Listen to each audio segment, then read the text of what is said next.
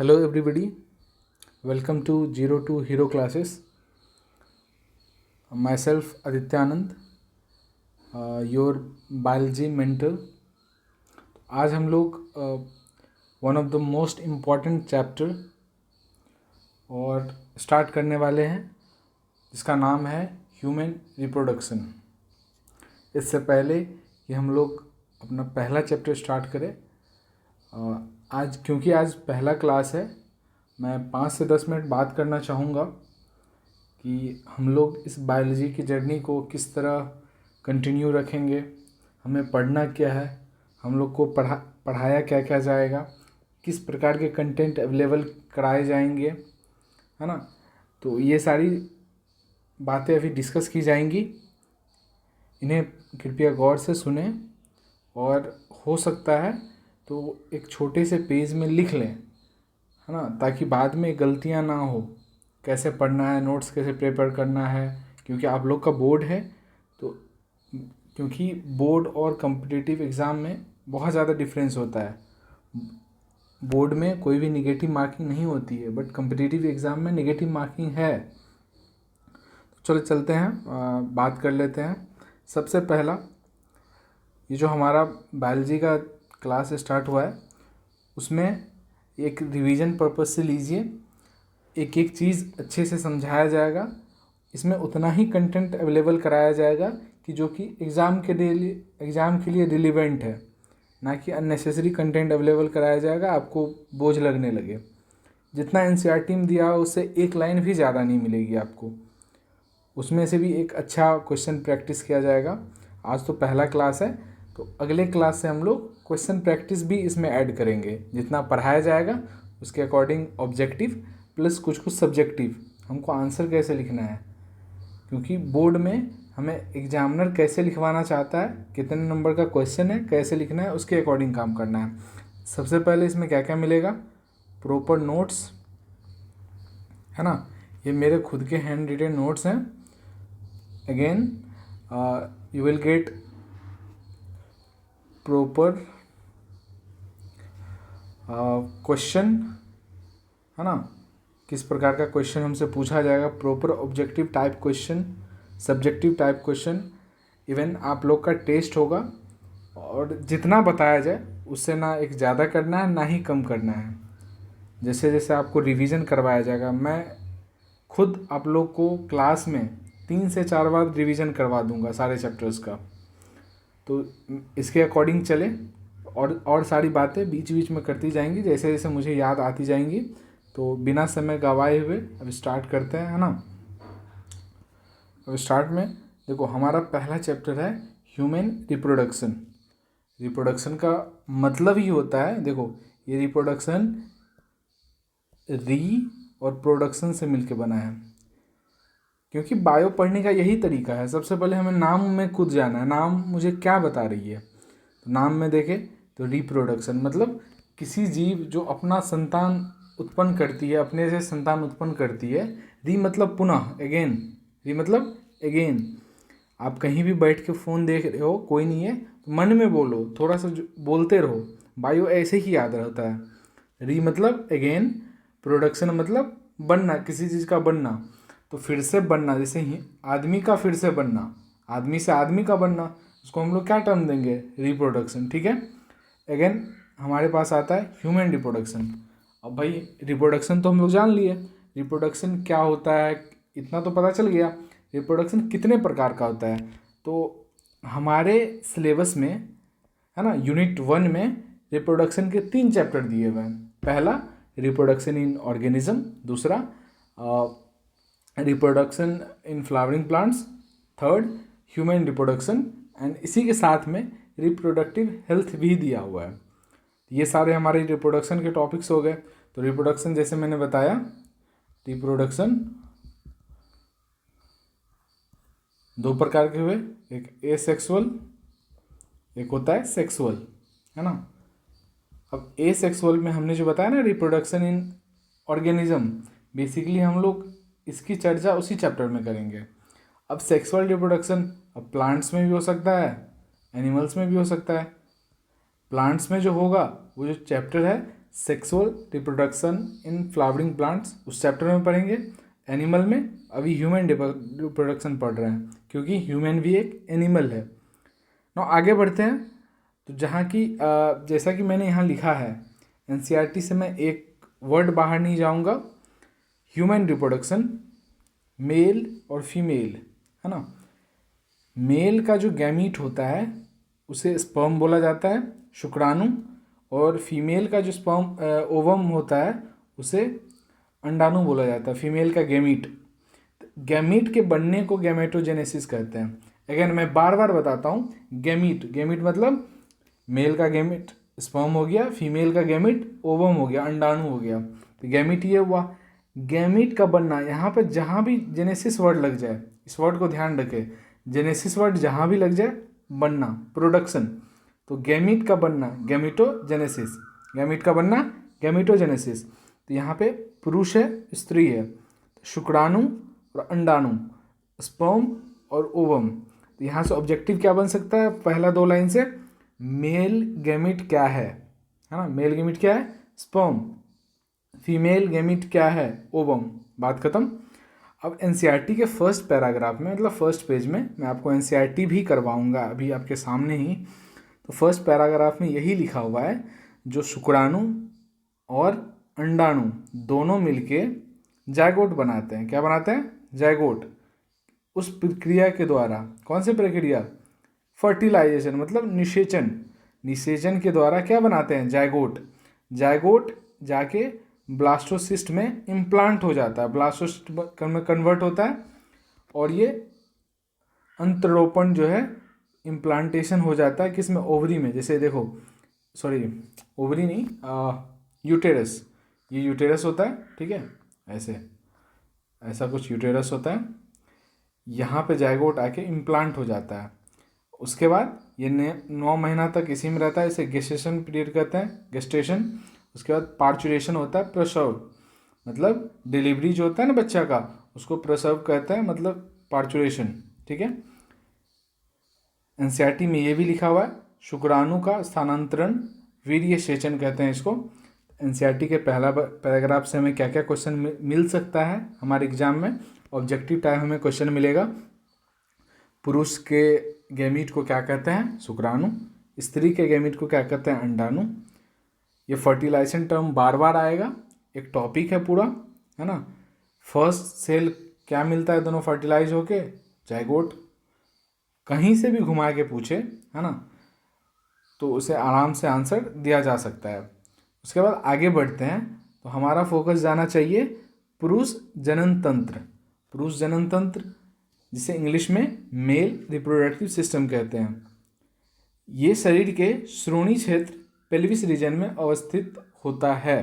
क्या मतलब है इसका, देखो हमारा शरीर है, ठीक है, देखो सपोज ये हमारा बॉडी है, पैर हाथ जो भी। अब इस शरीर में ये वाला जो पार्ट रहता है, मतलब हमारे कमर वाला एरिया, इसको पेल्विक रीजन कहते हैं।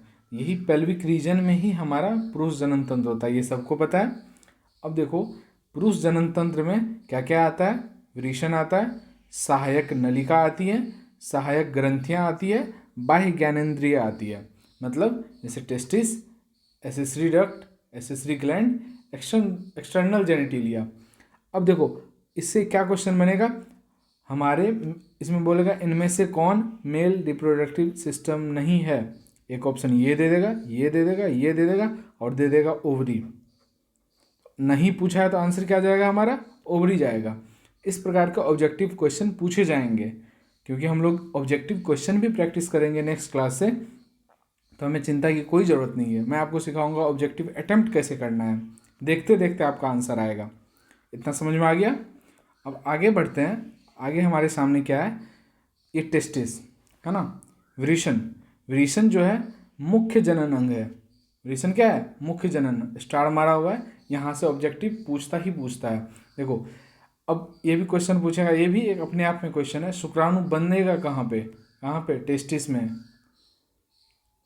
वृषण हार्मोन संश्लेषित एवं स्रवित करना, मतलब बनना और सिक्रीट करना कहाँ होता है, मुख्य जनन अंग जो कि वृषण है। और विरिशन हमारे शरीर में कितनी होती है? एक जोड़ी होती है जिसकी लंबाई 4 से 5 सेंटीमीटर होती है, चौड़ाई 2 से 3 सेंटीमीटर होती है। मैं कैसे याद रखता हूँ? 2 3 4 5 लिख लेता हूँ। ये कम है तो चौड़ाई कम होती है, तो चौड़ाई कितनी है? 2 से 3। लंबाई ज़्यादा होती है तो 4 से 5। कैसे लिखेंगे? अगेन 2 3 4 5। लंबाई चौड़ाई 2 से 3, लंबाई 4 से 5। इसका शेप कैसा होता है? अंडाकार होता है। ऑब्जेक्टिव डायरेक्ट पूछ सकता है विरेचन का आकार कैसा होता है, तो कैसा होता है? अंडाकार होता है। अब देखो, शरीर में विरेचन उदर गुहा एब्डोमिनल कैविटी के बाहर एक थैली धानी में स्थित होते हैं जिसे विरेचन कोश कहते हैं। अब यहाँ से ऑब्जेक्टिव बनता है। क्या ऑब्जेक्टिव बनेगा? शरीर में विरेचन कहाँ होता है? अलग अलग कैविटी का नाम दे देगा तो क्या आंसर जाएगा? एब्डोमिनल कैविटी, ये उदर गुहा, ये आंसर जाएगा। अगेन ये कहाँ स्थित रहता है? स्क्रोटम, जिसे हिंदी में कहते हैं विरेचन कोश। विरेचन कोश, विरेचन कोश वृषणों के तापमान को शरीर के तापमान से 2 से 5 डिग्री सेल्सियस कम रखने में सहायक होता है। यहाँ से अगेन एक ऑब्जेक्टिव आएगा, विरेचन कोश किस चीज़ में सहायक होता है? कितना टेम्परेचर बढ़ाने में, घटाने में, ये वैल्यू पूछ सकता है आपसे। तो ये कम करके रखने में, क्योंकि इससे अपने बॉडी के टेम्परेचर से 2 से 5 डिग्री सेल्सियस कम पे ही हमारा क्या कहते हैं, स्पर्म बनता है। इतना समझ में आया? अब देखो, विरेचन में लगभग 250 कक्ष होते हैं जिसे विरेचन पालिका टेस्टिकुलर लोब्यूल कहते हैं। अब टेस्टिकुलर लोब्यूल क्या है भाई? टेस्टिकुलर लोब्यूल किसे कहते हैं? अब देखो, आगे एक फिगर बना हुआ है, देखो ये हमारा टेस्टिस है, ठीक है। इस टेस्टिस में ये जो लोब देख रहे हो, ऐसे ऐसे ये लोब है ना, विरेचन पालिका। ये कितने रहते हैं? 250 से 300 तक रहते हैं। तो 250 एनसीईआरटी लिखती है, इसे मानते हैं। सीधे यहाँ से क्वेश्चन पूछेगा, हमारे विरेचन में टेस्टिकुलर लोब्यूल कितने रहते हैं? तो आंसर जाएगा 250। प्रत्येक विरेचन पालिका के अंदर 1 से लेकर 3 अति कुंडलित शुक्रजनक नलिकाएं सेमिनिफेरस ट्यूब्यूल होती है। अब देखो, ये देख रहे हो, ये टेस्टिकुलर लोब्यूल हुआ, टेस्टिकुलर लोब्यूल हुआ, कितना है? 250। कितना है? 250। इसके अंदर 1 से लेकर 3 तक, है ना, 1 से लेकर 3 तक सेमिनिफेरस ट्यूब्यूल रहता है। इतना समझ में आया? अब देखो, ये जो सेमिनिफेरस ट्यूब्यूल है, ये इसके अंदर जो सेमिनिफेरस ट्यूब्यूल है, इसके अंदर एक एनसीईआरटी में डायग्राम दिया हुआ, मैं आपको दिखाऊंगा अभी। इस टाइप का डायग्राम दिया हुआ है, ऐसे, है ना, ऐसे बना हुआ है, रेड कलर का, ऐसे ऐसे, यहाँ पे खून जैसा कुछ है, फिर ऐसे। इस डायग्राम में एक नर जर्म सेल होता है जिसे स्पर्मेटोगोनिया कहते हैं, है ना, male germ cell, male germ cell. इसके भीतरी भाग में यहाँ पे एक मेल जर्म सेल होता है, एक सर्टोली सेल होता है। कहाँ पे? शुक्रजनक नलिकाएं, सेमिनिफेरस ट्यूब्यूल। अब ये मियोसिस करके, मतलब अर्धसूत्री विभाजन, जैसे 2n से n हो जाता है ना, फलस्वरूप शुक्राणुओं का निर्माण करती है। कौन? ये मेल जर्म सेल। यहाँ से क्वेश्चन आता ही आता है, शुक्राणुओं का निर्माण कहाँ होता है? तो ये सर्टोली सेल आंसर नहीं जाएगा, आंसर जाएगा स्पर्मेटोगोनिया। अब ये भी क्वेश्चन बहुत फेमस है, पोषण प्रदान कौन करता है? तो सर्टोली सेल। यहाँ से हमको क्या क्वेश्चन मिलेगा? ये पहला। दूसरा क्वेश्चन मिल सकता है, ये किसके अंदर रहता है? ये इसके अंदर रहता है, ये इसके अंदर रहता है। Don't get confused. विरेचन पालिका के अंदर होता है ये सेमिनिफेरस ट्यूब्यूल, शुक्रजनक। शुक्रजनक मतलब सोचो ना, शुक्राणु से रिलेटेड, शुक्राणु मतलब उसके अंदर ही होगा ना ये चीज़। शुक्रजनक मतलब शुक्राणुओं को जन्म देने वाला, सेमिनिफेरस ट्यूब्यूल में ही होगा। ऐसे सोच सकते हो, याद करने का तरीका हुआ। शुक्रजनक नलिकाओं के बाहरी क्षेत्र को अंतराली अवकाश, इंटरस्टिशियल स्पेस कहा जाता है। अब देखो, अगेन इस टाइप के फिगर में मैं आपको अभी फिगर दिखाऊंगा, फिर एक बार और आपको रीडिंग करवा दूंगा। अवलेडिक कोशिका इंटरस्टिशियल सेल पुंजन एंड्रोजन नामक विरेचन हार्मोन संश्लेषित एवं स्रावित करती है। अगेन यहाँ पे देख रहे हो ये जगह जो है, इसी को ये क्या कहते हैं, अंतराली अवकाश, सेमिनिफेरस ट्यूब्यूल है। इसके ये वाला जो जगह है, मैं कलर चेंज कर लेता हूँ।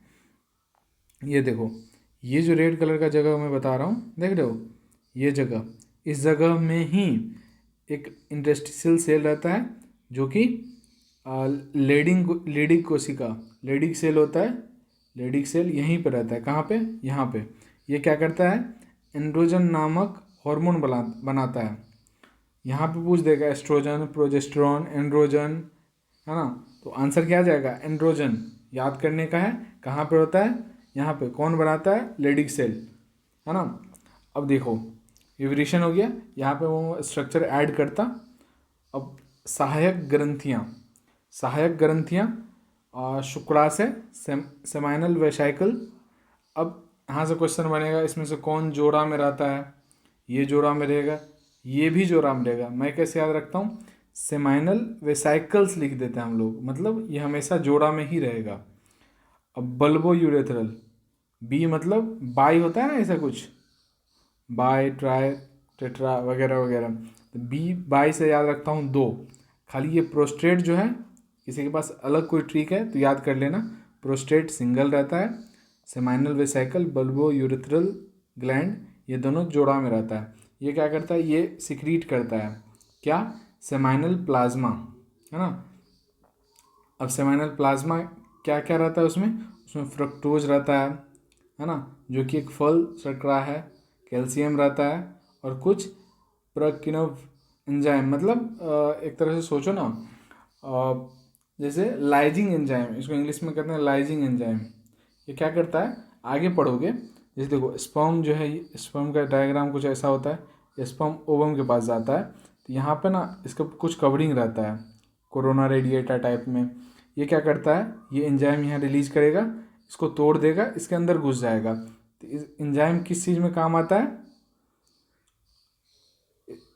कुछ एंजाइम होते हैं इसके पास, ये इसको मोटिलिटी प्रदान करता है। ये स्पर्म के पास एंजाइम होता ही होता है, बट ये सब जो सिक्रीट करता है वो स्पर्म स्टोर कर लेता है, फिर इसके साथ बाहर निकल जाता है, ठीक है। और इसमें और कुछ है, जैसे देखो एक और चीज़ है, जैसे सेमाइनल प्लाज्मा प्लस स्पर्म मिलके ही उसको सीमेन कहते हैं। मैं भी नोट्स में और नहीं लिखा हूँ, बेसिकली आज मैं चेक कर रहा हूँ ये कैसे फंक्शन कर रहा है, इसमें आवाज़ में कोई परेशानी तो नहीं है। जो सुधार किया जा सकता है वो सुधार करेंगे। और ये जो इतना मैं पढ़ा हूँ शॉर्टकट में, कल थोड़ा सा हल्का फुल्का रिवीजन करवा दूंगा। जो बाकी चीज़ें बची हैं, बेसिकली हम लोग एनसीईआरटी का जो पहला 2 पेज है वहाँ तक कवर किए हैं, पुरुष जनन तक। अब स्त्री वाला अगले पार्ट में पढ़ेंगे। साथ में ही गैमीट कैसे बनता है, स्पर्मेटोजेनेसिस, है ना, oogenesis कैसे होता है, ये सारी चीज़ें देखेंगे। और अगर कोई परेशानी होती है तो डू मैसेज मी, है ना। Thank you, hope you would have enjoyed this lecture. Thank you.